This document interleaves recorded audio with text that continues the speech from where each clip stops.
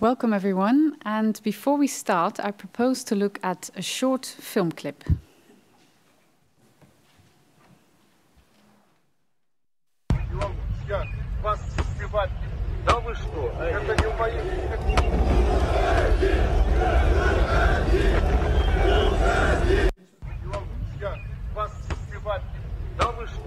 Okay, so we watched it twice. I just wanted you to see the loop also. Thank you.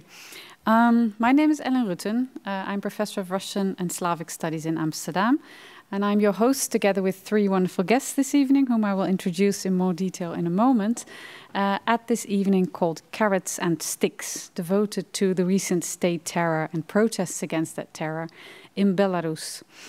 And I'm sure that many who joined us tonight have followed the massive public anti-government protests in Belarus, the brute violence with which the authorities have answered these protests. So I'm sure that many of you are aware that these are taking place.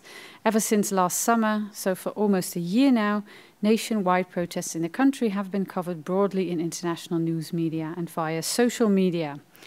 But both the state violence and the protests are ongoing. In fact, I just checked Twitter just before coming here, and my very own Twitter feed is filled with updates about opposition politician, banker, and meanwhile political prisoner Viktor Babarika, whom supporters applauded in court today in one of the many political court cases that we see in Belarus right now. Now, with this evening, we want to offer viewers some cultural, historical, and geopolitical context, and we also jointly want to look at the important what to do question. Hence this meeting's titled. I borrowed the phrase carrots and sticks from a tweet by my colleague, Professor Alexander Etkind, who is a historian at the University of Florence. And he wrote in a tweet roughly a month ago that to effectively respond to the tensions in Belarus, we need carrots and sticks. And by saying that, Etkind implied that next to closed airspaces, next to sanctions, or perhaps even instead of sanctions, we need to intervene by welcoming Belarusian citizens abroad. Now, before we start, and as a disclaimer about my own position, I can add that I agreed. And that's ever since, I guess, summer 2020. I'd also been feeling quite powerless, also as a Slavic scholar, somebody who follows the region actively. So inspired by that tweet, Etkind, the German historian Jan Klaas Berends, and I co-petitioned an open letter to the European Union, which we published in multiple European media, and in which we plea for milder humanitarian visa policies and the foundation of a new East European university. And we really hope that such a university could become a home basis for scholars, journalists, and students who need to flee Belarus or Russia because of increasing state repression.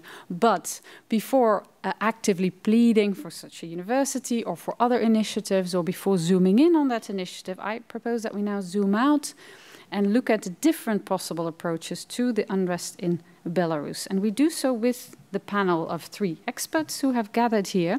I want to ask one question in between to the organizers from Spui 25. I'm so not used to not doing Zoom anymore that I don't know where to look.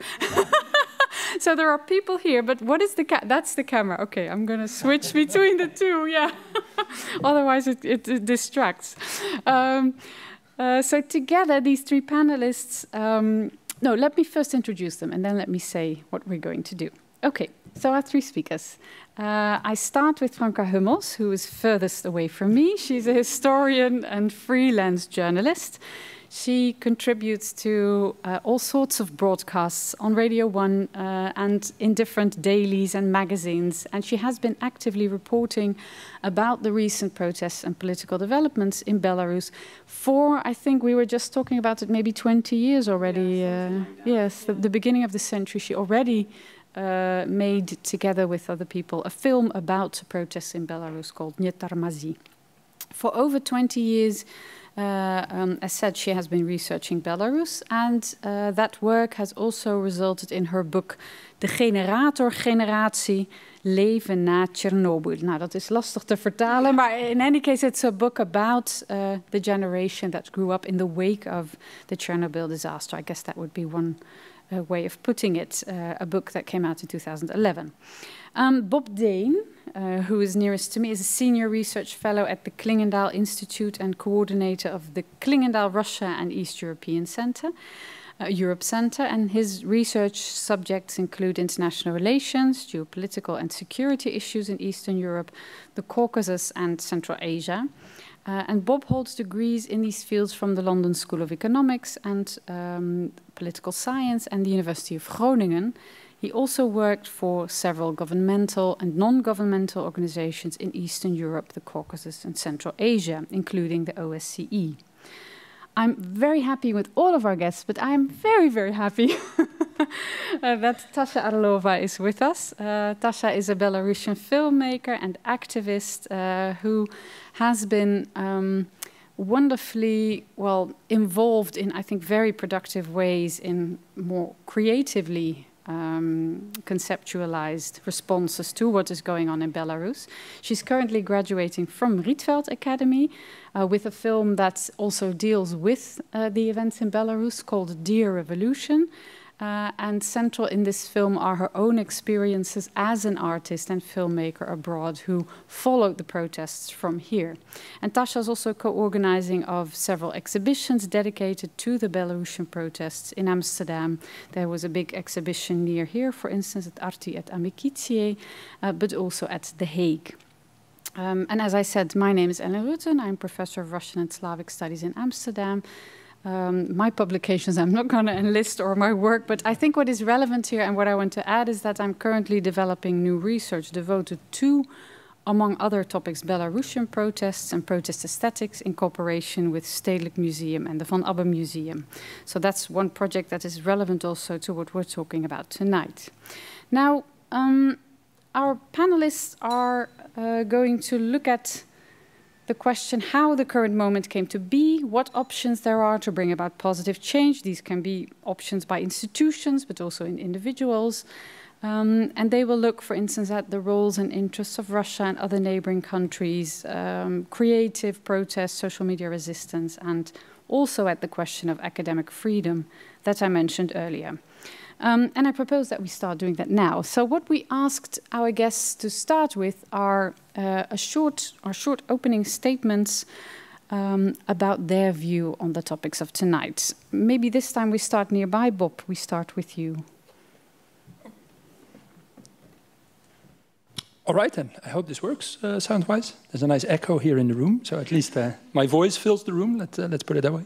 Yeah, thank you very much, Ellen. Thank you very much, Spuit25 and fellow panelists, not only for inviting me, but also for continuing to put this topic on the agenda. I think that is really, really important, given that there's always a risk with situations like this that we end up forgetting that it's not resolved.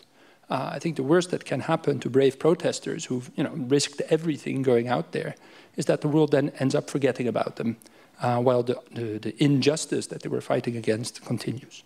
Now, you've asked me to pick one moment that I felt summed up the crisis, at least my contribution to it, that I wanted to speak about. And I just thought I'd sum it up in one picture, but we're going to test out the technology of that now. It's all black. The other way? It's very symbolic. Right. No, it's Good. not symbolic. No, that was not a creative art protest. No, exactly. It was just me clicking in the wrong direction. Yes. So what you see here is, for everybody who's followed the case, you remember this moment. Why this particular moment? Why did I pick this picture? It's not just because of the incredibly symbolic body language that is going on between these two gentlemen. But for me, this sums up something that I found really astonishing and that we end up forgetting that happened. The same Alexander Lukashenko was accusing the same Vladimir Putin and the Russian Federation of trying to overthrow him less than 2 months before this picture was taken. And he was actually having one fight after another with Russia. He still claimed that Russia was using Tikhanovskaya as a puppet. And he was really not in good terms with Putin. And why is that relevant? Why did I pick this moment?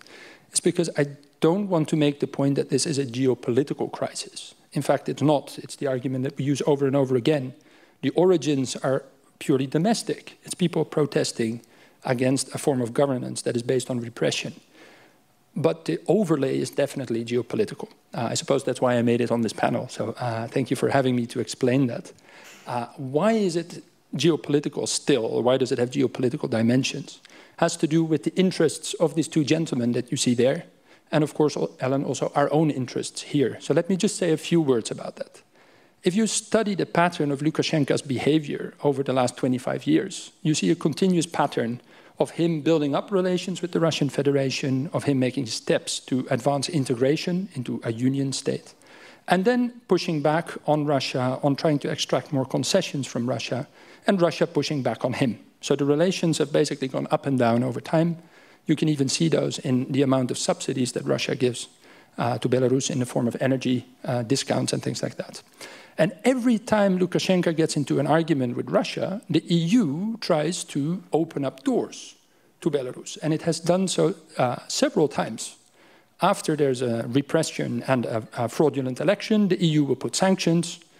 And a couple of years later, if there's a geopolitical, what the EU sees as a window of opportunity, even if Lukashenko hasn't improved his behavior markedly, the EU will then lift those sanctions and will try to offer him an alternative.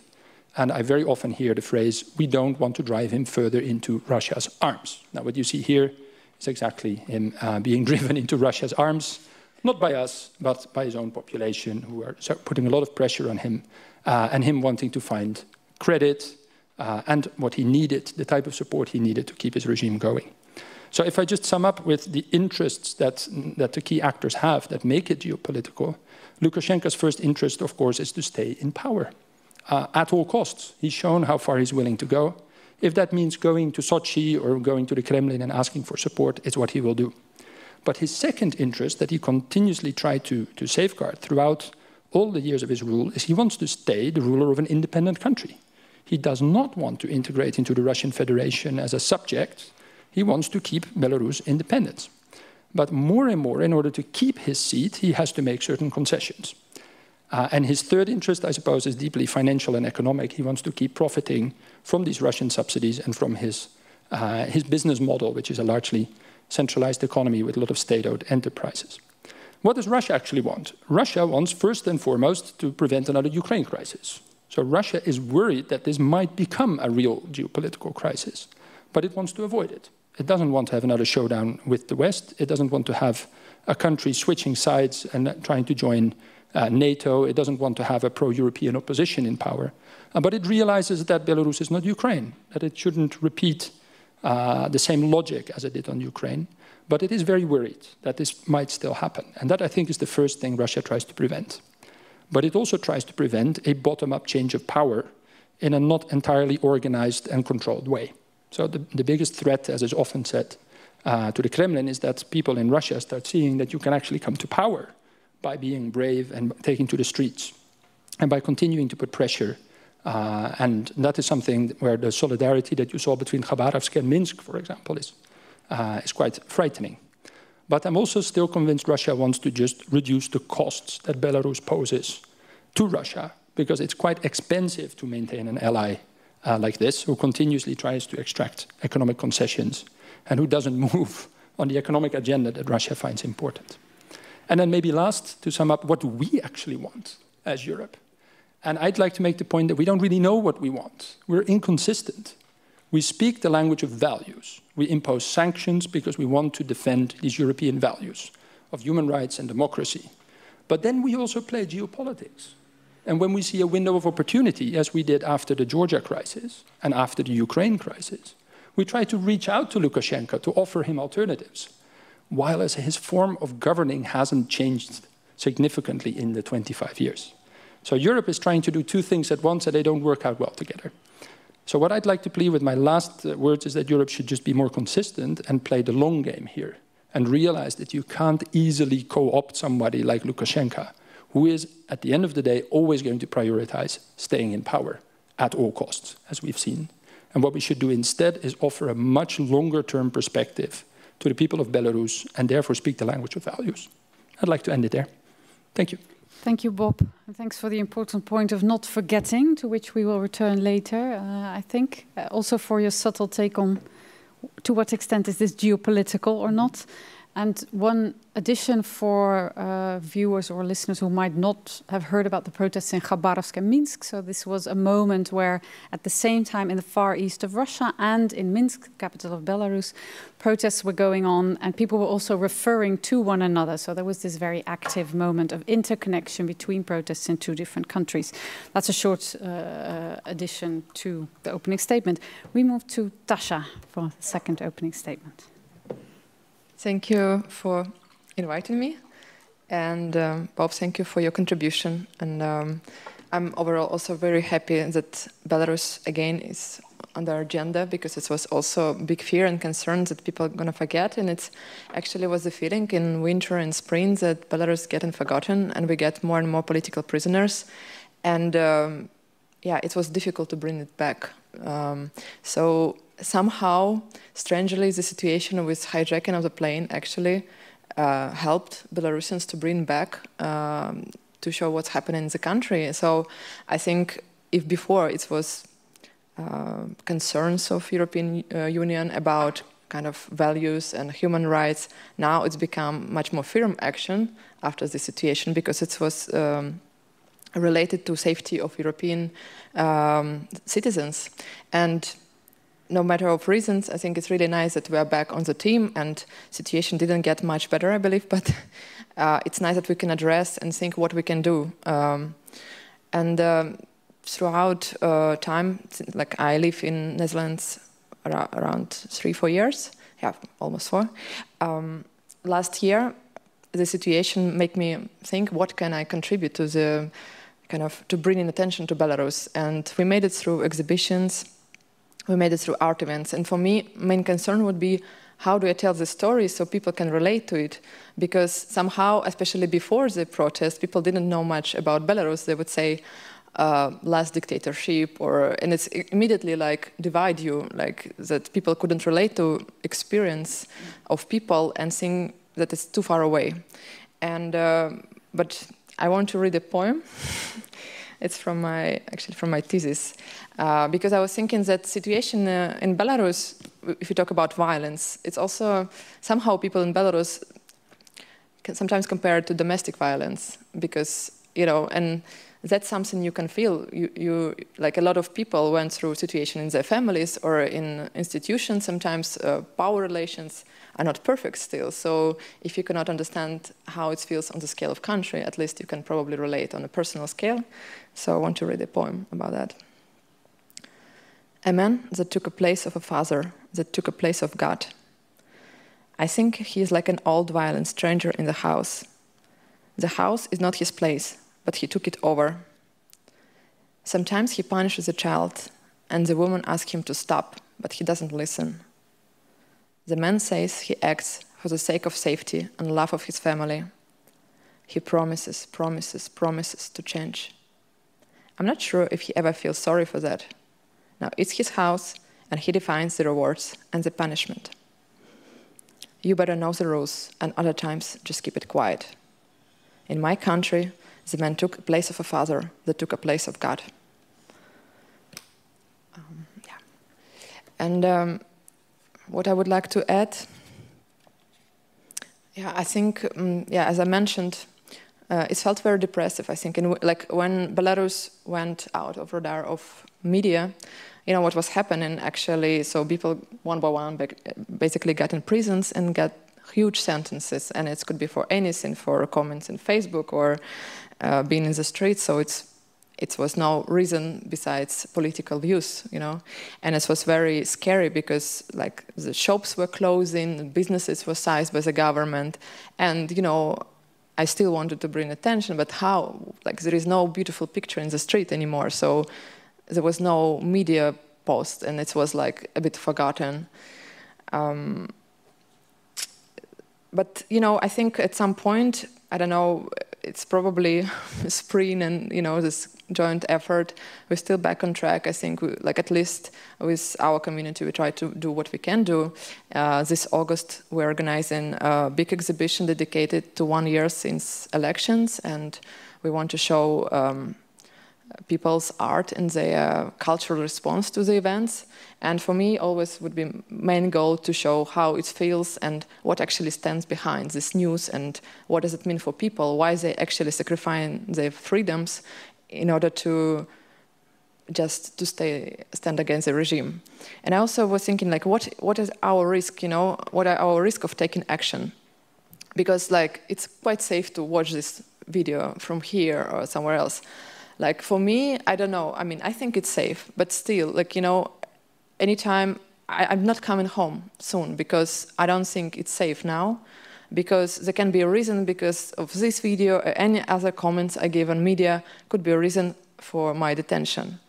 But I'm not in the war situation, you know, because a lot of people had to leave the country and they actually got criminal charges against him, so they cannot come back home. Like, I had in November, we had a talk in the Bali, so I invited a journalist, Nasta, to speak about journalist rights violation.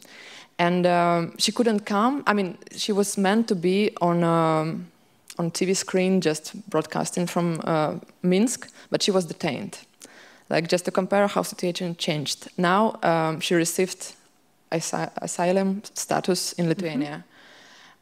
You know, people congratulate her, I also congratulate her because she can be safe, but can one be happy while they been like forcibly removed from the country and they cannot back home and cannot see family, yeah, even if they want to. So, and not talking about, of course, a situation with the prisoners. I mean, now it's like 515 officially recognized political prisoners, but of course the amount is much better, higher, yeah. And those people, we don't know sometimes what conditions are there, but it's not good conditions. And that really concerns me, and I think that what we would know much later, I know there is United Nations will also make an investigation, different organization collecting information, but I think these details of human rights violation we will know much later, and maybe we will feel really sorry that we didn't act, that we didn't do as much as we should. So I think we shouldn't, you know, make this guilt feeling make us stop from anything. I think we just all here, right, to discuss and see what we can do. And, you know, regime, its function on the level of fear, of people being depressed and suppressed, but protest, it was all about standing out, about speaking up, about being brave, about being kind, about loving. So I think that's values which are in protest and what we should communicate, you know. So, yeah, I believe... So probably summarizing, you would say, for me, the first question is not even carrots or sticks, but the urge to act itself, right? Yeah, that is... yeah, and not to miss the opportunity and this moment to act. Yeah. Thank you so much. And thank you also for the points about using images or sounds, for instance, in art exhibitions to show people, well, to make people feel what is actually happening. I propose that we return to that important point later too. So this was the opening statement by Tasha Arlova.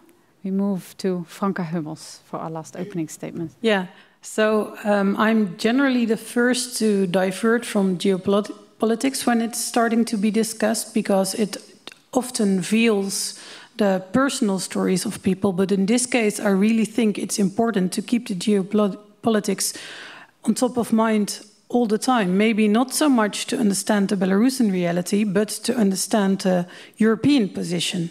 Because European leaders can be very enthusiastic about speaking up to Lukashenko. That's not so hard from them, but at the same time, they're always avoiding conflicts with Putin. And at the moment, you cannot do the one without the other. So it's the reluctance you see from Brussels or from other European governments. It also has to do with Russia, even when it's very clear that the problem is in Belarus. So that's, in this case, it's really important to keep that in mind always. And another thing that I always think is important to make clear, and that's especially for Dutch audiences, because for us it's not something that we automatically feel or understand, that's that repression is not so much aimed at the people that are imprisoned. It is aimed at the people that are imprisoned, of course, but it's also aimed at the people that are not imprisoned yet.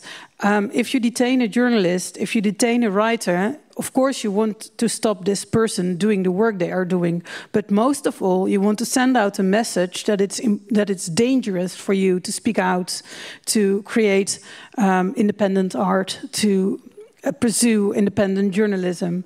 So all those arrests, all those political prisoners, their situation is really harsh, and we should put all the attention on it that we can. I will say some more about that in a bit. But it's also important for us, Dutch people, to realize that their arrests are about the whole population, and they are threats. They are threats against the whole population. And even in these conditions, with those very clear and relevant and real threats, people are still protesting. So imagine how people would be protesting if they would be actually free to totally speak their minds. That's a really important thing for Dutch people to realize, because it's often a step that Dutch people forget. And then something about prisoners, as I was saying. Now we've seen this plane hijacking, and then we also see some European response, and it's just about Protasevich and his girlfriend. And of course, those people should not be in jail or in house arrest. Of course not. But there are more than 500 people more who are also unfairly in jail, and then the European focus is entirely on those two, and by that forgetting all those others. And then you see like that they were in prison and now they're in house arrest, and that's considered as good news, which it is to those two. Period. It's not good news. It's not showing that Belarus is doing better or is setting steps towards a reasonable thing. It's a game Belarus often plays, that they do something really bad, they get sanctioned, and then they get back a little bit, and then the sanctions are gone and the situation is worse than it was before, but still Belarus gets some human rights credit points or something like that. And it's Europe, Belarus plays with Europe like that, and Europe accepts to be played like that.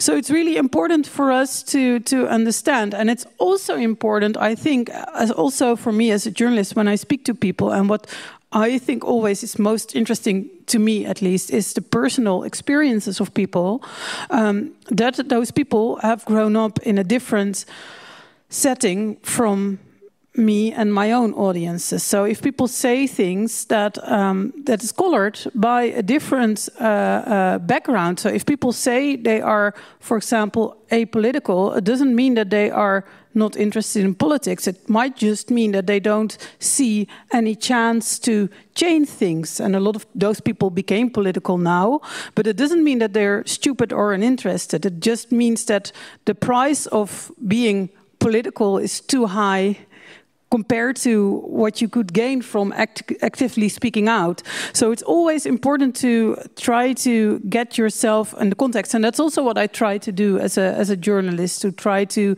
bring out this whole story. I guess that's for now. Yeah, thank you. And also, I guess, as a reporter, right? Because you are one of the small group of Dutch reporters who has also been on the ground so much. And thanks also for, again, bringing up the point of forgetting, not just when we forget, but also whom we forget. Because I think you very rightfully say this group of a bit more than 500 people is already a very large group. But I think colleagues and I have also been trying to ask attention for this very difficult problem, that what we see, that group of a bit more than 500 people, is really, I don't know what the right metaphor is, maybe the tip of the iceberg, or in any case, it's a very small group compared to the group that is threatened by that group being in jail. Maybe that's the best way of putting it. So thanks for bringing that very important point up too. What I would like to ask each of you next is to return to that point of carrots and sticks. You're free to also be irritated by the metaphor, that's fine. And to ask you, so what you've just been saying, I was happy to hear that you did not yet respond, I think, explicitly to the question. So what does that mean? Should we indeed work with sanctions or political pressure or yet other modes of intervention? So what would you say? Do we indeed need carrots? Do we need sticks? Do we need both? Is it a false opposition, perhaps? What do we need? So carrots, sticks, both, or otherwise? Maybe this time I start on the other end of the little row with Franca. One thing that we really, as Europe or European community, either in the institutions or as leaders separately or countries, we should do is realize that maybe the regime is in power and we can consider it as power, but we should never fall into the trick to use the words that would legitimize it. The elections were stolen. It's never been as clear as this time. They were stolen in the last few elections as well, but this time it's like we don't know by how much, but we know for a fact that it was stolen. So we should deal with them because they are effectively in power, but we should not see them as any kind of representation of anything else than themselves. And that's important in language, it's important in who you approach, it's important when you talk about ambassadors, and that's one thing. And it sounds like a very simple thing, but it's not really done yet. Yeah, I remember a beautiful recent interview where someone said, we are not in, I don't know, war or conflict, or we are not having tensions with Belarus, the country, but with a very small group of people who have hijacked the political institutions in Belarus. And that's really important. And also because now also sanctions are isolating. And of course, well, I think at this point you cannot go without sanctions, even though they might not work, but it's not an option to not even try. But you should be really, you should realize that Belarus might need, as a country, might need isolation, but Belarusians definitely need it. So that's one other thing, that we should reach out. We should make sure that people can cross borders safely. We should make sure that we, in countries where we have free media, that we provide people with the means to produce journalism in languages that are available to Belarusian people in a style that fits with them. So not just like our paternalistic, we know better kind of media. No, just simply providing the means to help people and make sure that those processes that have been started last year can be done. And that's not hard. It's not expensive. It's actually, all those things are quite simple steps to put.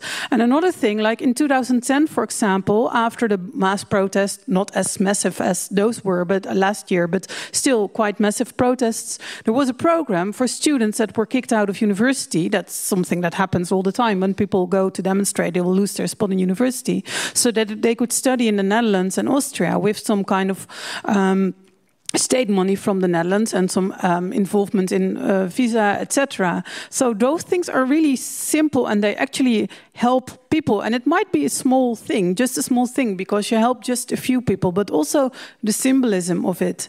It's like you want to show some kind of middle finger to Lukashenko, but you don't really want to do it because that's dangerous. But with this, you kind of suddenly do the same thing. And also you actually you help people very concretely, and that's those things are often overlooked. Okay, so maybe, I don't know, smaller or bigger or no middle finger, tailorized middle fingers for each individual situation, I guess is what you are saying, right? No full-fledged yes or no to sanctions or pressure or both, but for each individual step, it's good to take into account that balance. Is that what you're saying? For now, I think, yes, we need sanctions, because we cannot afford not to try to reach something with sanctions. Yes. But then I'm not very optimistic about their effect. But it's also maybe something about our own, like, moral hygiene or something like that. If you accept something like this without responding, then also our system is broken. So that's not even only about Belarus, it's also about us. But you should not stop at sanctions. We should look further, and we should also not just look at the regime. We should also look at the people. But also, if I understand you correctly, you're also saying we should not stop at sanctions, but perhaps also dose the sanctions, or always look at how does which sanction target which group. Well, yeah, we should. Like you always should with sanctions, but even in this case, I think you cannot avoid that you will damage the economic position of Belarusians. And I still think we need to go through with that. And I'm not sure about you, but most Belarusians I've been speaking to also support that. They actively, people who will feel it economically, they still think that those sanctions are needed, especially the broader economic sanctions, not just like the money freezing things. So at the moment, I don't think there is an option not to impose bigger economic sanctions. I want to ask Bob or Tasha, does one of you want to respond? How do you look at this? Maybe I can start. I mean, I do think the sanctions now sound really serious and firm, and that's kind of because a lot of time, like we were discussing with Bob, there is like a meme group of Belarusians who actually sometimes make jokes about the situation, and European Union is concerned was one of the jokes because it was like really harsh things happening. And this concern didn't bring any help, So people were like really expecting for much like stronger, firmer action. So it's regime can be threatened. So now it's not comfort. I mean, just if you think about even like airplanes, like now people cannot come back home or they cannot leave. It's definitely not good for Belarusians. But a lot of people do agree. They agree to kind of suffer if it helps to like do something with the regime, because there are internal capacities are really limited. And I agree with you, Franca, because it threatened people. Like not only these political prisoners, it's just a whole situation of riot police, KGB, whatever, coming to houses, like the nervous conditions of people, like the anxiety level is very high. So it's very little they can do inside right now. So I believe that firm action and somebody is like standing behind and being really firm, it's really important now. Yeah, so the firmness is also what you single I think out. so. And so I think now Lukashenko at least behaved very hysterically about the sanctions. Although he commented it's not important, but the way he spoke about it, it's almost like a war situation. So it feels that actually it's very sensitive. In both your responses, I hear you saying it's not an ideal tool, but it's also not something and I wouldn't like to speak also for Belarusians because I'm not right now in Belarus. So actually people who receive troubles and most effect are in Belarus. I mean, for now, I just cannot fly back home. Instead of 2 hours, it will take me 8 hours, but that's not a big problem. I think also diaspora is very much involved. They are already helping and they're ready to feel this uncomfortability, but just to deal with the regime. But and I guess it's also important not to stage your presence here as the voice of Belarus, which is a mistake that is often made. But on personal level, I always think of people, of my friends, of artists I know, and for them, it was really difficult and long time being in these conditions, losing a bit of grasp of what is safety should be. How does it feel to be safe? So personally, I was already a long time thinking, how can we bring like people? I would like to organize some residency. People can just go 2-3 weeks, just have some rest. Not even necessarily making some art, but just like being safe, being, I don't know. And imagine now you cannot, it's very hard to get visa. There is no flights. I mean, or you need to take like a special route. So this all small details makes it very difficult for people to travel and actually get out of the country. So I think that's important to address. If people want to run away from the country, it gets more difficult. And some program which would help people who actually don't want to leave the country, but they need some rest. And why not like Netherlands? The Netherlands cannot be like this country who can offer this, who can offer some facilities to just... because I know some other countries are doing it already, so it could be a small help, but I would be very willing, because it's really difficult to bring, for us, like personally, one person, like one artist, I mean, it's a lot of money, but maybe for the whole country, it's not such a big deal. And if we bring 1, 2, or 5 people, it's already something, it will change those people's life for a moment. So I think we do need to help these people who are still fighting in a possible manner, who need some rest, because the pressure is very... if I understand you correctly, help not necessarily by thinking only of help in terms of a lifelong refugee status, but also in other modes or forms that could be more modest. Yeah, because I think what I have a friend, now I don't name my friends because of course. It's strange, but so he told me he's a photographer and he was working on a project and he thought like that was helping him to go through because, while news are depressive and everything, something like was helping him. And when he finished, he got really, really down. And now I know he went to another country.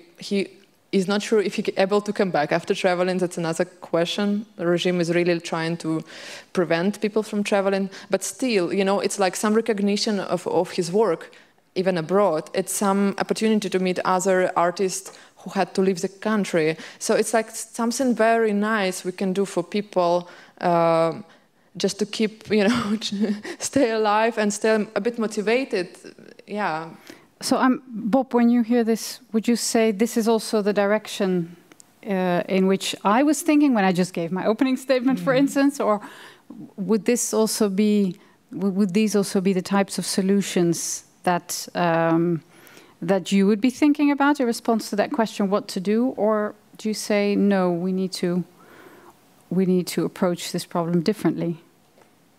No, first of all, I wanted to respond to the carrots and sticks metaphor, because I have kind of an issue with it, because you assume your subject is a donkey, right? If you hit it hard enough, it's going to walk in a certain direction. If you dangle a carrot, it's going to walk. Lukashenko. You know, and you can compare him to tons of things, but he makes cost-benefit analysis. In that way, you can actually compare him to, you know, he's considering, is this carrot worth it? What we're trying to achieve with the stick, right, if the sanctions are the stick, is to make him organize free and fair elections, which in the current climate means stepping down and losing power and pretty much losing everything, because it's also the ICC will come into play. He has a lot to lose. So he's not going to go and give up power because we put some sanctions on him. Just if he makes his cost-benefit analysis, losing power means losing everything. So we can put really bad sanctions on him, and he's still not going to issue. Yeah, okay. The cost-benefit analysis, right, is a more difficult way of reasoning than the reasoning of a donkey. So basically, to take the metaphor, you can't hit it hard enough in order to stop eating grass, right? I mean, just to paraphrase the metaphor. Also, the carrots are not meant for him. The carrots are meant for the population, right? You're trying to offer people, as you rightly put, some sense of alternative. I think if the EU is clever, I mean, I agree with you, Franca, the sanctions you have to do because it is really a sign of weakness if Cyprus vetoes them and you can't even agree on this, right? I mean, that is Europe being, and I used to work for an organization like this, and I used to type these statements, and we ended up with statements saying that Europe remains increasingly concerned. I mean, you can't do that. I think there's even a Twitter account, isn't there? Like Europe increasingly concerned, right? Terribly concerned, and then terribly, only tweets with those little European phrases. So you have to do more. But what we did in the beginning after August is putting sanctions on individuals. And with all due respect, I think the head of the regional Minsk police is not going to be worried that much about not being able to come to Paris. They don't like it, for sure, but it's not going to influence the regime's strategic calculus. What the sectoral sanctions do is also influence Russia's cost-benefit analysis. And we have to be clever about this, because one of them, as an example, is this potash. And I was trying to figure out how this actually works, because there's a company in Belarus, Belarus-Kali, the big one, that sells it. There's also one in Russia called Uralkali. They actually had big fights among themselves, and it's a large employer in Belarus. So we put sanctions on one, but Belarus is in a customs union with the Russian Federation. What do we really think is going to happen, right? Will that mean that Belarus loses so much money that it will then agree to hold free and fair elections? No, I don't think so. In fact, it's the Lithuanians who pay the price for the sanctions, because it's their port, Klaipėda, where now the potash is not going to be sold. So your sanctions also have to be very smart in order to do it well. And you have to also influence Russia's cost-benefit analysis. Otherwise, they might actually start to gain from these sanctions on Belarus, because suddenly the price of companies in Belarus will go down if they can't export to European markets. So we have to really think this through. Now, to come to the carrots part, because I think that's where the long-term perspective comes into play. If Europe plays its cards right, and it does the things that you say, student visas, exit visas, asylum, all kinds of assistance to people, I think it will help inside Belarus people to see that, you know, the Russian Federation that we support so much, all opinion polls still say that is the country backing up Lukashenko, while as these people in the EU are actually putting up assistance programs and are actually doing something to help us. I think that will have more geopolitical value in the long run by changing people's perceptions about Europe than yet another statement of being increasingly concerned. So I don't know. I hope that answers your question. Well, the way I would summarize all three of your answers is, although they move in slightly different directions, but you are all asking, I don't know, I really, by the way, hope that we have policymakers, journalists listening, and we can always share the link later with anyone with whom we'll be in touch about this topic. But it sounds like what you are asking for is refining the menu. Think not just about one or two types of sanctions or political pressure measures, but about many different types of initiatives, such as the residencies for young people, student visas, the ones that you were talking about, all sorts of other measures, which are not about an either-or, but which really give us this wider scala of different options. I want to move from that topic to, well, first of all, to the topic of forgetting, but also to the question of creative resistance, I guess, with which you are most concerned, Tasha, but Franka, you've also covered your portion, I think, of creative protests, and you've been writing extensively about that and reporting about that. What I have found very interesting and why we've started our research project with the Stedelijk Museum and Van Abbe Museum is that we tend to think of protests as geopolitical or political, let's leave out the geo for now, but political events.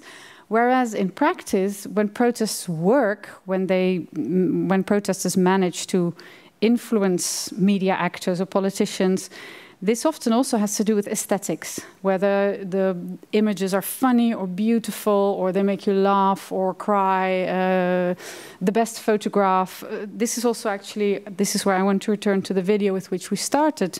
This video was shared more than 53,000 times on Twitter. It was retweeted more than 16,000 times. So, of course, these numbers are still not millions or billions, but it's very clear that those images that work also do something for the political effectivity of protests. And this is why I was curious to hear a bit more about that point of forgetting. So what I was wondering about is, what would you say, why do we need creative resistance? Is that indeed because that's the way to make sure that we don't forget what is going in Belarus? Is it to make, I think this is what you were saying, Tasha, and let's start with you because I see you picking up the microphone. No, let's do that. Is it because it helps us to empathize? Is it about emotions? It helps people to empathize with protesters. What exactly explains the power of protest aesthetics? I think I cannot say so much about aesthetic. I think it was just... Well, aesthetics always sounds like this very technical term, but I just mean, I guess, the beauty or the thing that moves us. Because I was following exactly in last summer, and I saw how people started to post with hashtags some art on Instagram, and I started to collect it. And I saw it was so much related to this kind of feeling of releasing fears. So suddenly people, because, I mean, in Belarus, culture was trying to kind of go through, like, kind of not to interact with government, have a separate life. But this outburst, I think, was only possible when this kind of pressure was released. So I think what happened last summer, people started to speak up, and it gives like, it was like euphoria. I think for like, also myself, for example, I never participated in any protests before, and I didn't live in Belarus for quite some time. But like, I went to protests so fun, like in Amsterdam, I mean, far away, but I felt so rebellious. And then, we started to write in social media what we think. And I mean, while people sometimes not read the whole text, but like the pictures they can see, and people, and you can share it. I don't know, it was like, this motion of sharing what you feel about the situation, and that was not actually the professional artist who responded first one. That's important, yeah. Yeah, that was, everyone could make some painting. There was some, but it was funny clothes. I saw many self-knitted sweaters. It was crazy creative, and I know that like some writers and some artists say like, we feel unconfident comparing to other people who were not supposed to be professional artists, but they express themselves so nice, And my friend who is a writer, she said, I couldn't make a writing. I thought about it the whole week, and then I came to a protest, and people had much better writings than mine. So it was a way to express yourself. People made these crazy T-shirts, they decorated their houses. It was like, there's this outburst of energy. So I wonder, like, would it be, because the whole generation basically was, living in this regime. You didn't see this picture where you can speak up, and it's can be so fun. It could be so, like, I don't know. It was so. I think it was this energy and this way. It was just and visual tools. I think it's just this. I don't know, this time when you better can express it through social media. You share a picture, friends or other people can reshare it. You make a speech, you write a poem, and that's art more approachable, and people like to, because somebody already expressed their thoughts. So it's something you would like to share or save or have it somewhere. Sharing the emotion are important. Franca, I see you laughing, and not just smiling, but laughing with teeth. Yeah, a real broad laugh. What can you? What does this echo your experience? Yeah, I guess so. It's also, I think that it's also this beautiful art. Compared to the very, very ugly art that comes with the regime. For example, like the women went out on the street, women were very visible, especially in last summer. And then Lukashenko had his party with all those women from the art world, and everything they made, let's just like objectively ugly almost. You know, it's I'm still trying to develop criteria because I'm really interested in the stylelessness of the use of colors. You know, it's like the visuals that would come with like a camera that you would have in the 80s, that they overflow, and you know, this kind of like, how is this even still? So it's just, so also you would just have like the art from the protesters, which was cool, and well, the art from the regime that was very uncool. And I think another aesthetic thing about the specifically Belarusian protests is also claiming identity, because the thing about Belarus that it's a relatively new nation, and the narrative that the regime has always used is the narrative of the Second World War, in which Belarus played a big part. It's like hero cities a lot, and a lot of people died there, and it's like the main story of identity when it comes to the regime. So that means Soviet Union, it means even Stalin at some points. And a lot of people, like especially in the opposition in the last, well, since Lukashenko came to power, they've been trying to go back a few centuries more in identity. And it didn't always work. It has been like a little bit. People took some things on, like the embroidered clothing and things like that, and also Belarusian language. But it never really became big.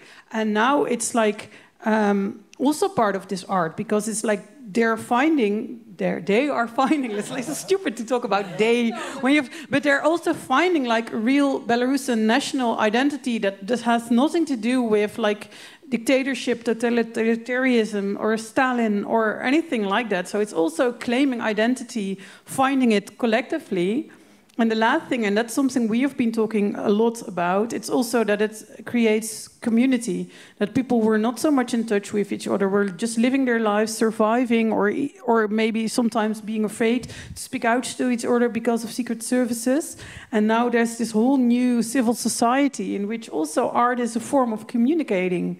So it's even, although you see that it has evolved into military dictatorship at the moment from a police state, still it's now a military dictatorship with some kind of civil society, which is new. Yeah, so I was speaking about the reception end, but you're also speaking about what it does for those who are protesting themselves, right? What it does to share this protest creatively. Tasha, you want to respond? Maybe I can add, yeah, because I do believe it was difficult to define. Like, people would, yeah, Belarusians, and like who are we? Who are like, what are we different? Because we also, most of people speak Russian language, and we don't want to be Russia, but what's the difference? We also, I think, didn't know each other. What people say, we didn't know each other before the summer. So yeah, this these actions and protest, and it's helped to build the identity. It's helped to build the community. So I think no matter of results, people really changed. That's what never come back. And I think that's a really powerful thing about it's like identity of people, that they choose this identity to be, I don't know, it just became cool in a way. You express yourself, and that's who we are. And we're not this regime which looks like Soviet time, some kind of it's ugly machine. Yeah. It's interesting. And then I'd also like to hear, Bob, your view on this.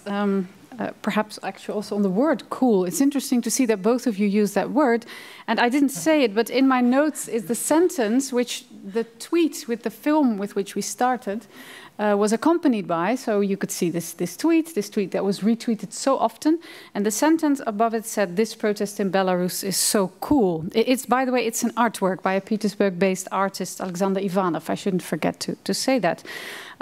But I would really be interested in somehow looking at protests from the perspective of, I don't know, cool studies. So there is this book, for instance, The Laws of Cool by Alan Liu, which is very influential in media studies. And I think it would be a really interesting question to unpick what this thing is that we call cool, which somehow has to do both with the power of expression that protests have for the protesters themselves, but also with the power that it has as a media effect, I guess, you know, something that reaches audiences, that can impact on decision makers, etc. So that's the word cool. But Bob, you're also free to respond to other words. I just saw that one coming from a mile away. But Bob says something about coolness. Okay, that's going to be tough. Don't underestimate. I thought it was a generational thing, and I was getting old because now chill seems to be more. Anyway, that's just a side story. No, a couple of things while the lights are now squarely in my face. Thank you. Thank you for that. Because I also covered, I happened to live in Kyrgyzstan during the revolution against Akayev there, the first one, and I happened to cover Ukraine quite a lot during the Maidan protests. So I can't help but see certain parallels, even though they're very different contexts and all of that. But also the Ukrainians on Maidan, the creativity that they had, the memes that they were making, the color that they deployed, the very clever use of it. And of course, Franco, you're completely right. They are using symbolism in Belarus that has a historical memory connotation. It was Lukashenko who changed the flag to the flag that remarkably looked like the Soviet flag, and people used the other flag, the white and red, to protest against that whole thing.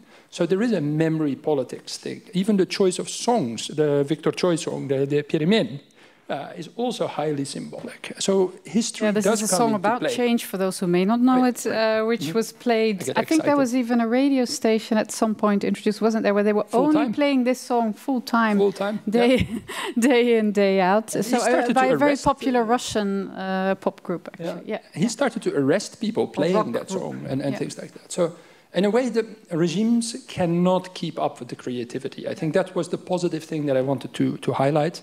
I think we'll all remember this image of Maidan, of the person playing piano in front of the Berkut riot police. And the Belarus situation has spawned so many beautiful images. And that really does work to amplify this good versus evil, the cool versus the nasty. You know, I think it works in that sense to galvanize people. But can I go back to one thing before? Because I had a feeling, but I might be wrong, and you have to correct me on it, that this started before the elections. It started around COVID. The bad handling of COVID. I think that's the moment Lukashenko appeared so far out of touch with ordinary people and the state really abandoning people that the social mobilization started. But maybe I'm wrong, but please clarify if I misjudged I think I see nods. I think I mean, this kind of community feeling and help to each other that's really started to build up. And then, I mean, art was there, but maybe I also followed it a bit later. But so there was some art, but it was, you know, jokes or more negative art. And I think what I really, but then Belarusians started to say, oh, we're actually nice, we can help each other. Like, you know, so actually we are, because people were associating almost the whole identity with the state, which was not cool.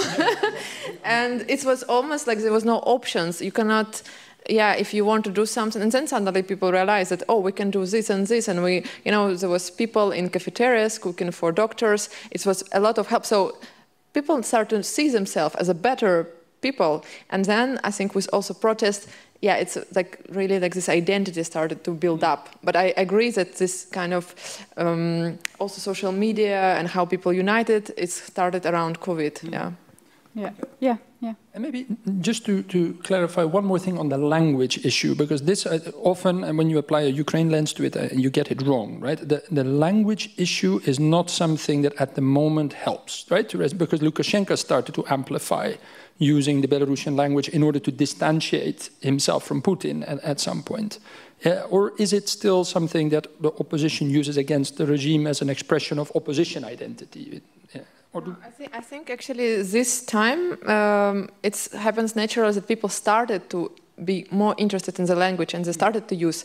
But we never had like a big fight between. I mean, Russian language is dominant. It's like 90% of people are speaking. This rock song that you just mentioned is in Russian. That was not a problem for the protesters. It was not a problem, but it also was not something actually opposition was even referring to. Some people just spoke this language for years. I think it's happened naturally. People, I see now with social media, more and more people starting to use Belarusian language, but it's voluntary. It's because they're interested. They started to learn it in a way. So I don't see any confrontation between languages, actually.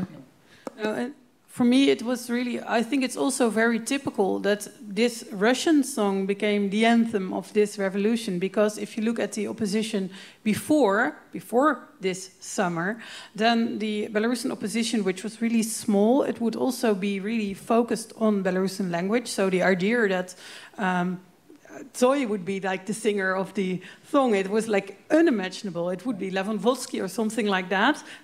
Really impossible, and it also means, I think, that somehow the people who oppose the regime have become more free, that they don't necessarily try to fit in other rules or another set of shared norms, but they just, well, okay, it's a nice song and it meets their feelings, so it works. So that's also why there is so much common ground, because it's not that you have to fit in this whole thing. Like, for example, a lot of my Belarusian friends are not native Belarusian speakers, but they speak it with their children are now. And if I would just ask for a word in Russian, they would just simply not tell me, because they would not want me to know the word in Russian. They would not want to use Russian words.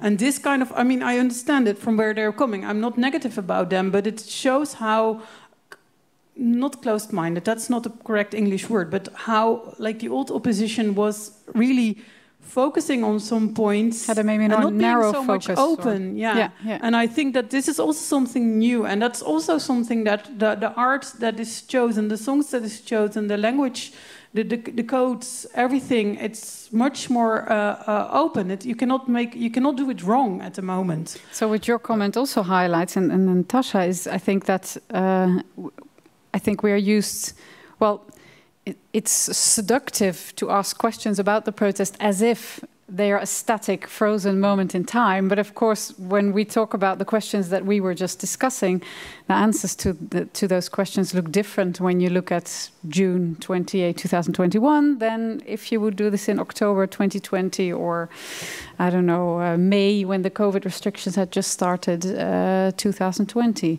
Yeah, so this different moments in time and the questions that would be answered differently is another important thing to take into account. Tasha, and then I think we gradually move towards short closing statements. But first, Tasha, you wanted to respond, right? No, but just shortly, like, yeah, I think just this time in protest, language was not an issue, and I see that people are borrowing a lot. Like there was this, like between Russian protest and Belarusian protest. So we borrow like even some, like it was Yami Golunov, like it was like about a journalist, and we use the same phrases. And some people were opposed. You shouldn't use some statement but I don't think it's a problem. I think people just really realized that we're in a similar situation. So I feel a lot of support actually from people in Russia who really was watching what was happening in Belarus, really supporting also in social media, like having this hope that one day maybe it's something like this happen in Russia. So, I mean, of course, there are different tensions, different groups of people, but still I felt the sympathy a lot from different people, from different countries. So it was, also language was not issue. And some musical bands in Russia recorded songs for Belarusian protest or had some music videos about Belarusian protest. So there was, and especially with, escalating situation in Russia with more protest and more situation. So you feel this kind of sympathy and the kind of people understand.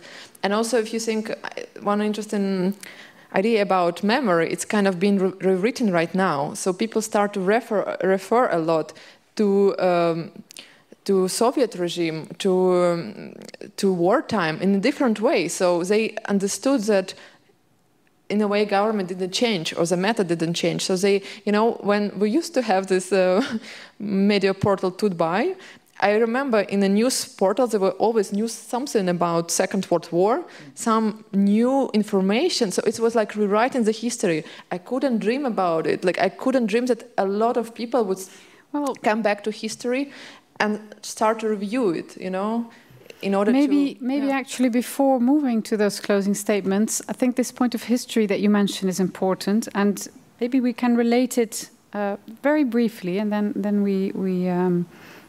we conclude to something that we haven't talked about yet, which is this question of the neighboring countries, Poland, Ukraine, Lithuania. We have talked a bit, of course, about Ukraine, but not the others.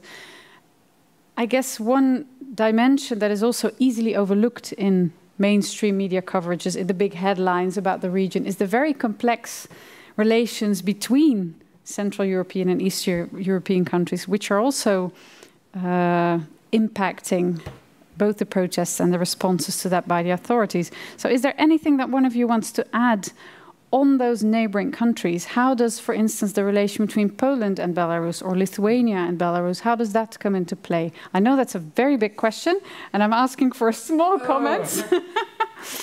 But I would just like to ask maybe one or two of you. We don't need to sort of do a systematic review of this question, but some short comments. No, of course, history matters, and Poland and Lithuania remember the time of the Commonwealth, and the flag also harkens back to those days. But one thing that maybe, if I only have a few minutes to pay attention to, the Polish minority in Belarus, a topic not mentioned very often, but they are, of course, caught in an extremely difficult situation, given that it's Poland that very actively, together with Lithuania, supports the opposition. Mm-hmm. And Lukashenko starts to regard them, you know, as fifth columnists, and there have been repressive policies against the Polish minority for many years, and they split up and everything.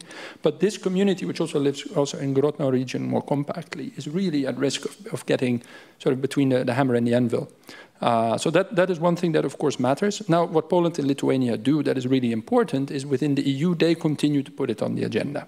And that role that they have played... exactly, because the EU is also not homogeneous. No. And I wish that it wouldn't only be up to them, because of course they have bilateral agendas, of course they have historical memories, of course they have largely anti-Russian policies as well. But if the other European countries would be a little bit more interested in the case, also before this type of Protasevich and Ryanair flight things happen, then it wouldn't only be up to them. Maybe that's a point to make. Thank you so much. Franka. I want to add two things. One of it is about Ukraine, and then actually about Maidan, that not the elections last summer, but the elections in Belarus before that. A lot of people, even opposition people who have been imprisoned because of their oppositional work, who've been tortured, they told me when I was there that they would prefer Lukashenko to remain, because otherwise it would be revolution, and revolution would mean that Putin would come and take the country, basically. I think that's also one of the reasons why people are not so, like you were discussing, how people would like feel that Europe is the one supporting the people and Russia is the one supporting the regime, but they would not so much see European institutions as something to go to, also because, well, there's big neglect, but also because there's history there. And another thing about Lithuania that's like recent news, it's the pressure that's now being put on by Lukashenko, probably supported by Putin, and that's that he's actually, I'm not sure if everybody has heard, but he's flying people from Iraq to Belarus to bring them to the Lithuanian border so they can claim asylum status in Lithuania, a country that's not used to have people as the first country, to be the first country of arrival in the Dublin structure. So actually they're using people, real people, to put pressure on Lithuania, the country that at the moment works the hardest of all countries for Belarus. And it's the kind of work, it's a language the EU speaks, because the EU is scared of refugees. So it might actually lead to other countries in the EU telling Lithuania to tone it down. And that's also something that we really need to be aware of, to not let that happen. Thank you. Yeah, this I remember reading about this and also almost beginning to lose hope, which is sometimes hard not to do in this situation. And I think this is also what I would like to conclude with, not of course with any grand conclusions about what in the end we need to do. I do think it was very useful to hear all those different options that you mentioned and sort of I don't know if warnings is the right word, that sounds a bit paternalistic, but some raised fingers about easy assumptions that we sometimes make. So thank you very much for all those nuances that you brought in. But what I want to ask you to end with is indeed this, this sometimes difficult task of not losing hope. I think that you are all doing a good job at not doing that. I'm working hard at doing the same and managing well so far. But I want to ask you to end with one sentence, if you really need to, 2 short sentences, with words of hope for our audience. What would be your words of hope for the Belarusian situation for our audience? Franca. I know something to say. Yeah, I just had this idea. We Dutch people, we feel that we are paralyzed, that we can't do anything. And that's true for a whole bit, but you can try to write to Belarusian political prisoners. And the letters might reach them. We're not sure, but they might reach them, and it will lighten up their day, and it will make sure that the prison guards will know that they are seen. The letters need to be in Russian, so that's a problem if you don't know the language. I've been letting my friends' children make drawings and drawings and drawings, and I've been sending them out because drawings are without language, and also they will not be censored. I'm not sure if they reach the people, but it's something very concrete you can do to at least try to make the life of one person a bit better for a moment. Yeah, I think in our invitation we also said not just institutions, but individuals can also actually really make a difference. I think it is called polytzek.me, right? So polytzek.me, polytzek.me. And I think if you Google the right words, it should be easy to find. Otherwise, just email any one of us. I'm sure we won't receive millions of emails, and we'll manage if you do that. I think we're all very happy to answer. Polytzek.me. Okay, thank you so much, Franca. Tasha. I think we don't have right, actually, to lose hope. Like recently, I read a letter from one political prisoner, and he made, for his children, he made a fairy tale. And he actually spoke that in a prison, or in the setup, you have a choice how to react to the situation. You don't have to be miserable. So you have a choice to live this moment differently. And when I read it, I thought, I have nothing to complain about. I feel this people power behind the bars, and I feel they're stronger than me. And I'm like, how can I have no right to give up? And also, we don't need to be guilty or frozen or something. Another journalist wrote, today I'm smiling. It's like this feeling of guilt was actually paralyzing a lot of people also in Belarus, because they wouldn't post even in social media pictures where they feel happy, because they felt guilt before these people who are in prison. And another journalist, she received a letter, said, be happy, enjoy this moment, you are free, you can breathe, have this air. And yeah, we don't have to be paralyzed, just be happy and act. Too important for one sentence. Thank you so much, Tasha. Thank you, Bob. Yeah, well, to be hopeful about a situation like this, I think, first of all, the thing we can be hopeful about is now people in the Netherlands and people in the rest of the world know so much more about Belarus than they did before. Yes, because that's very hopeful. I was getting very, very depressed with the last dictator of Europe sentences. And now we know it has a brave population that also doesn't agree with the policies of this particular gentleman and that was willing to risk a lot, almost everything. People died for hanging up a red and white ribbon. I will never forget that moment. The poor man whose name I unfortunately forgot, the one who was beaten while hanging the ribbon on his fence. But we have all seen the true face of Lukashenko. I think my piece of hope is that the EU will hopefully not fall for this again, and that if he relaxes the house arrest, or maybe if he releases Protasevich, we know who he is. And that also means that we can also manage expectations. There won't be a quick fix to this, but there will be eventually a change there. And I think that is something to thank you. And thanks also for being precise about the EU, because very often people talk about Belarus versus Europe. I think even we were guilty of that sometimes tonight. But of course, Belarus is Europe, which is all the more reason to have hope and to really think in terms of responses and action rather than passivity. Thank you. We move to questions from our audience. are there any questions? Yes, I see there are.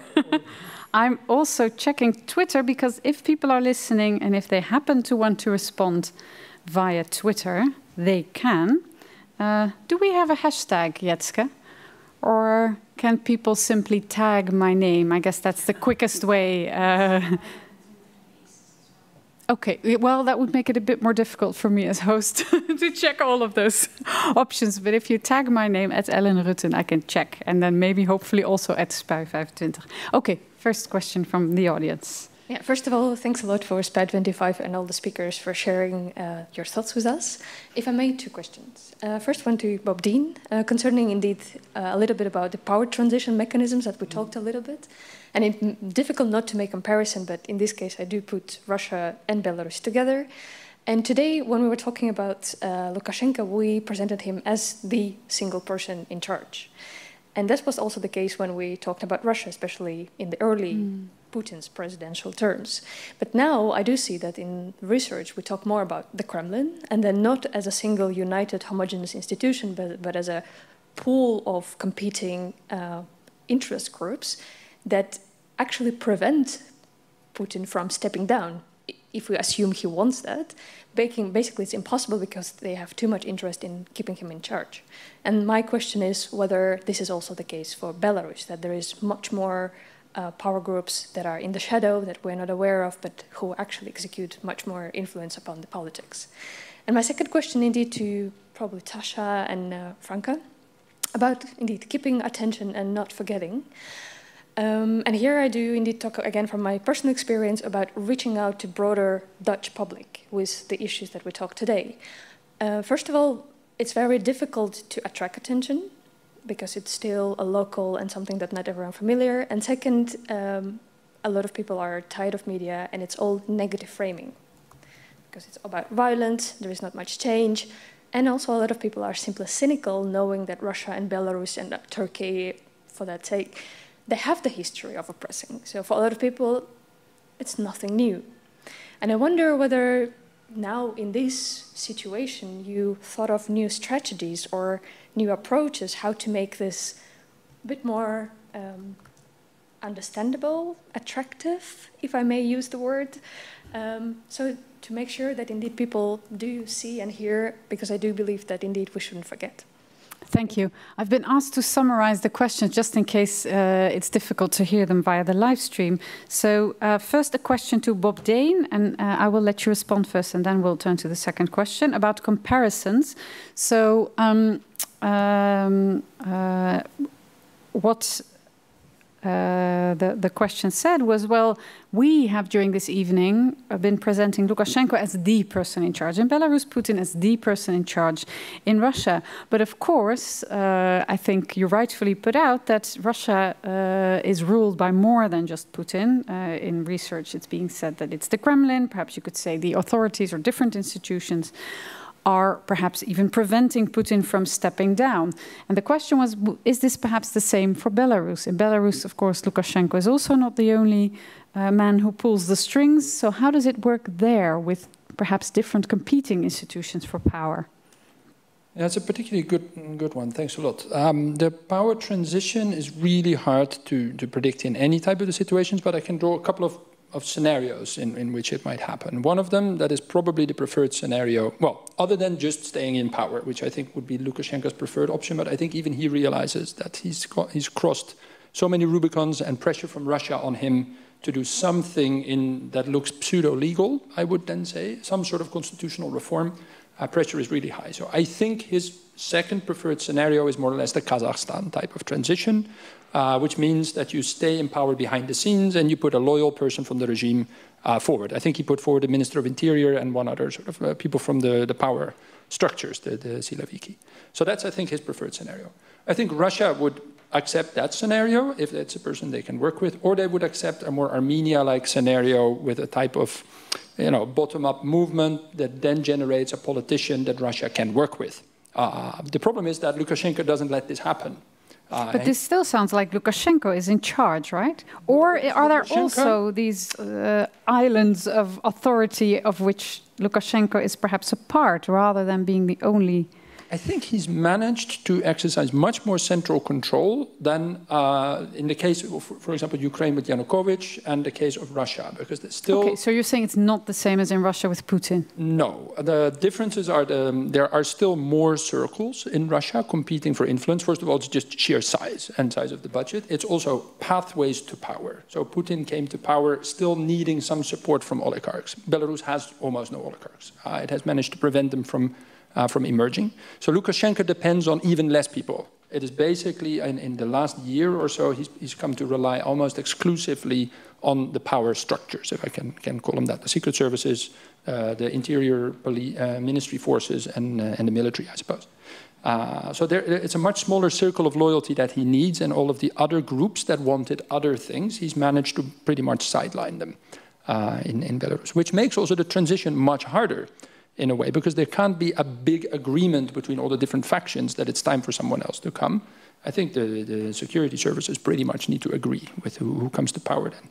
And that makes this Armenia scenario much less likely, which is not good news, actually, because my forecast would be that if he engineers a transition that looks legal, but it will still not be accepted by the population as legitimate.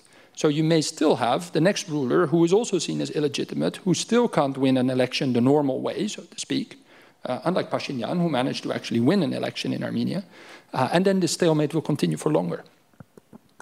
Okay, well, lest we lose hope, we quickly move to the second question, unless you want to respond. No, okay. And the second question was about this point of keeping attention, reaching out to, in this case in the Netherlands, the Dutch public. The question was, well, isn't it... No, it is difficult to actually attract attention. Many people are media tired, cynical. So would you have any suggestions for new strategies or new approaches? I think implicitly they've been mentioned, but it's nice that with this question you're drawing out the point of, new, different approaches more. So thank you also for that question. I mean, more or less it was our strategy when we did exhibitions, because people would come and they listened to personal stories and they were engaged. And I was surprised to hear some people didn't listen to news, and some people say they didn't know anything on Belarus. But our idea was basically through art, through personal stories, make people connect and kind of show, focus on people power and their strengths. And we still show, of course, what people went through in a possible way, but it was not right in your face. It's not news, What we struggle to, I think it's maybe communication, because we still need to find a way how to communicate. We would like to have more Dutch, more international audience, because I do think there are things to learn. And we are open, So if we are practical, we are organizing this exhibition in The Hague from 7 till 19 of August, and we would be willing to invite people who could spread the news, because we are building this exhibition. We will tell more in-depth stories from people. We just need more involvement. We want more involvement from the Dutch audience, and that content-wise, I think we already did it. So we are showing works which will engage people who will come. We just need these people to come. And this, I would love to have more team, because that's something, to make it more. But I think the team is relevant and there is a lot to learn. It's just the way to communicate so people know they're coming and they're learning.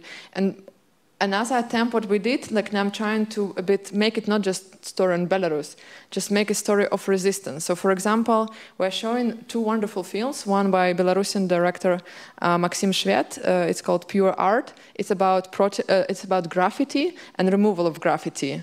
And we hopefully will bring another film by Iyad Aljarot, who made a film about graffiti in Syria. And I want to bring these two stories together, although they're completely different. I want this connection. It's not about just Belarus. It's about how people express their opinions in very difficult circumstances. And I want to expand this, dialogue. Not as a local story, but it's not just a local story. And that I think it's also make for people also like me or from diaspora to feel we can understand each other. There are more stories. Half of the world live in these situations where they're not only happy with the government, they have really difficult circumstances, and that helps it feel like, no, it's important enough. You know, and it's not a local story. It's a story of resistance. It's a beautiful story.